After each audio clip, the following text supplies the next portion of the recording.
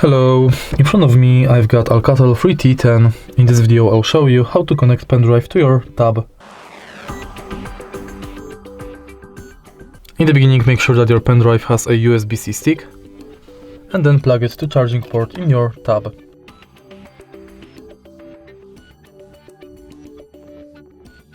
Now, swipe down notification bar, tap the USB drive,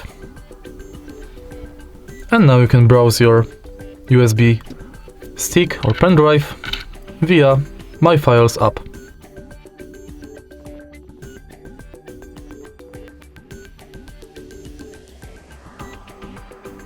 And that's basically it.